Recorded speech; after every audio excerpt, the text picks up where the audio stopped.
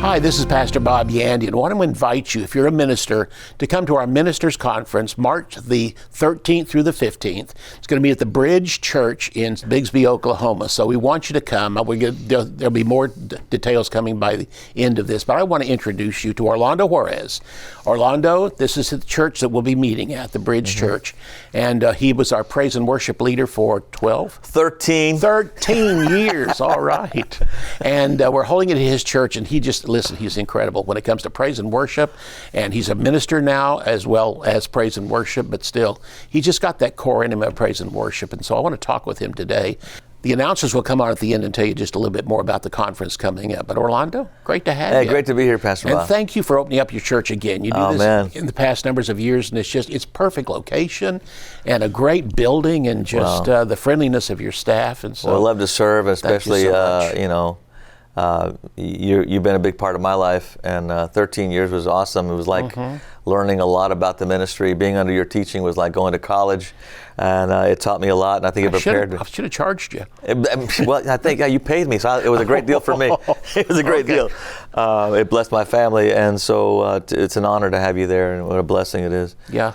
Thank you. Yeah. Well, we got some other speakers that are going to be there. Tony Cook's going to be there, and Doug Jones. All three of us were teachers at Rhema, and so they're going to be there too. But I love just how you bring out praise and worship. And I was just going to talk to you. I think right now what I look around me is our country, after this last election, we're on the verge of revival. I'm not verge of, we're in it already. It's amazing. And I was thinking one day, almost whenever I hear songs, I often remember the time period they were written in, and most all of them came out of times of revival. And along with the increase of the word and people getting saved, there's a music attached to it. I agree 100%. And anyway, so I'm not telling you what to speak on. I'm just telling you, I've been noticing that lately. Yeah. What a tremendous tie together there is. Enter his gates with thanksgiving, his courts with praise. And that's what I believe. I think it's historically been identified that every move of God had a song with it. And I think that's not a coincidence. I think God is trying to reach his people with a song of life, a song of truth. And I think it's so easy in praise and worship to it be a blues tune about how terrible I am, Yeah. And it's so easy, and emotionally you could probably speak to a lot of people of how terrible we are, and I'm just glad to know you. But in actuality, from Old and New Testament, the idea of magnifying who God is. Exactly. And we're told in Old and New that Thanksgiving is a big part of our interest before the Father. Make every petition with thanksgiving, because it actually, to me, praise and worship is the ultimate step of faith. I'm not having a good day. Things are going bad. I'm having bad reports. I come into his presence, and I'm supposed to enter in with thanksgiving. So God, I thank you for all this stuff going. No, the idea is that in the midst of all my trials and tribulations, I know the character of my Father. I know him to be, to know the end from the beginning, and therefore a trust factor is why I enter, and that's how I can enter with thanksgiving. Not thanking him because I'm going through trials, thanking him that I know his character. I'll come through it. I'll come around it. I just keep my eyes on him, and it changes everything. Exactly. That's why we make our petitions with thanksgiving. I don't say, God, I'm sick. Please heal me. Well, then you don't understand the covenant you're in. Thank you for my healing. I'm going through a trial, but you work all things out. Thank you for my deliverance. So I think if we could actually train our people not to be addicts to their own selfishness, but actually go, and Lord, in the middle of all my stuff, I surrender. I worship you. I honor you out of who you are, not what I need you to perform for me to be. That's a very natural thing. If you do this, then I'll praise you. Yeah. If you get me out, then I'll praise you. Yeah. That's very natural. I get it. But that's why praise and worship gets you out of the flesh into a spirit. And if you really understood and grasped the greatness of God and his love for you, then to worship him in the middle of all of it, you're actually saying this temporal life, this vapor of time, does not define who God is for me. Yeah. He is God of creation, and therefore he's worthy of praise whether I'm having a good day or a bad day. But that requires a disciplined worshiper of Jesus. When you are down, you're focused on the problem. When you begin to praise, two things happen. Number one is you begin to focus on the answer. And number two is you begin to realize he's brought me through every time I've gone through something like this. And here I am griping that this one's going to cause me to go under. All the rest he saved me from, but this one's too big for God. Oh, that's right. And we have to laugh at ourselves, and that changes our whole attitude. And then you begin to start expecting some things to come along to turn the whole thing around. I think that to me, I mean, I've often teach our people that praise and worship doesn't start when the song kicks in. It starts when you get out of the car. I mean, we all pretty much. I grew up in church, and that drive from the house to the church, hell on earth for a little bit. You were like, quit crying, get out of the way. Don't make me pull over. I mean, and then all of a sudden you open the door. Hey, brother. Hey. That's right. But in actuality, if we could develop a sense of expectation from as I drive in, that's why enter his gates. Don't enter mourning and then hopefully the guy plays the right song for you to get up. Mm-hmm. No, I have purposed my life. My expectation is I'm going to come into his presence with an expectation. And because I have that, then Thanksgiving. You ever notice people in a congregation think you live in a bubble world and everything's fine with you? And they'll come to you and say, yeah, but you don't know what I'm going through. And you go, really? Yeah. Let me tell you what I've gone through. Because there's been times I have gone through things and got to church and everything and had to do what the congregation, I've told them to do. Yes. Get your attention off your circumstances, focus it on God.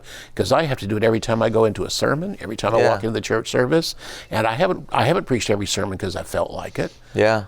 No, there's a reality to it that the power of a Pastor Bob who's gone through stuff, that when you speak a word, it's not just rote. It's not like something you heard somebody say, the revelation of somebody. But the Jesus that Paul preaches, I'm going to, there's actually the power of living through stuff that gives you the ability to address it in faith and in love for God. And it changes everything. People know when you're kind of just saying rhetoric and you're actually coming from your heart. Yeah. And it's that kind of prayer or delivery that you go, this is my life. And when you speak from life, it changes everything. Yeah. I love the woman at the well, right? Greatest evangelist known to man. It's just come see a man, right? And the whole town turns out to see Jesus. Well, she's heard something that was beyond her priest or their priest or their religion and your religion. She heard Jesus speak to her directly. And there was something that just came alive in her, and she had to share it with somebody. A transformed life. And Jesus speaking from, I've overcome the devil already. I know my place. I'm dealing with the flesh every day, and I don't fail. I just trust God by keeping my eyes. Even Jesus. You know the background behind that story. Yeah. Jesus was talking to her and said, you've had 5 husbands. The one you're living with now is not your husband. So she was around her, apparently. She had been around, But when she ran back into town, she told all the men. And all the men came out. When she said, come see a man that told me everything I've ever done, they're going, everything? You don't want to go. And they went out there and they accepted him. So don't you love it when the disciples that come upon, they come with the groceries right to Jesus, and they see the woman walk away and they go, hey, we know her. Jesus, why that's the implication of why are you talking to her, Jesus? I know. It's like, settle down, boys. Yeah, that's true. Well, one thing I appreciate about you too is, I hear a lot of, times there'll be someone on YouTube or something and they'll be talking about praise and worship, and they're young, and there's nothing wrong with being young, but they're approaching it from their own personal viewpoint. And I like somebody's been around it for most all their life, and they've seen all the trends come, and they've seen the styles of music and all that, but it comes down to it that they finally realize that praise and worship is an attitude of the heart. It has to be. And a lot of times the music and the songs we sing was written by somebody, and they went through a particular time of their life, and you realize that this turned their life around, and this is why they wrote the song. I heard one guy talk about, well, I don't listen to that music because the so-and-so is the pastor of the church, and he's really got a lot of error. And I said, well, wait a minute. That kind of leaves out the factor of what if one person on staff went through a terrible time and God met their need, and they wrote a song to God. Who cares who their pastor is? This person wrote a song, and they may be Catholic, they may be some denomination out there that varies so much, but they actually had experience with God and wrote that song, and suddenly the sensation of who cares? I think the implication that God works through broken vessels, and all of us are in that capacity. If everybody knew every single moment of your life, there's a song that came out several years ago, and when you know the background, you want to go, how could God use, I believe you're my healer? And the guy was faking. He lied the whole time. He's up, you see a video of him singing, I believe, and he's got this oxygen tank, right? And it was all a facade. It was a lie. I know. And yet, I can't tell you how many testimonials I've heard of people saying that song inspired my faith to believe, and I overcame my sickness. Yes. And you want to go, There was a man when I was growing up that told a story, and he said this was true. It happened in London. He said there was a man preaching on a corner and got discouraged because people just weren't listening. And he just took his tracts that he had and threw them on the ground and walked off. A man picked up one of them, started reading it out loud, and somebody got saved. And this guy wasn't saved. This guy just read it and was reading it out loud. Wow. And he said that's a story that swept through there of quit getting so dogmatic. It has to be this way or that way. It understands the heart of the person. I think that makes it available to everybody. Yeah. That means the woman at the well can be a great evangelist and bring about incredible return on that investment of time, energy. That means that all of us who aren't perfect, God can say, let me just use you a little bit here. What about that man that was blind and he got healed, and all the Pharisees around going, now why? And he goes, look, I don't know what you're talking about. I used to not see, now I see. I once was blind. Are you sure you're the guy? Yeah, are you sure? Are you sure it's you? Do you know who that was? No, sir, I was blind. I couldn't see him. All I know is I couldn't, and then now I can. I think that's amazing. You think. And then at the end, he finally told him, he says, do you guys want to believe him? They went, wow. They got all upset. I love that. Can you imagine now? The blindness of them investigating, and the parents are there. I know. That's him. Are you sure?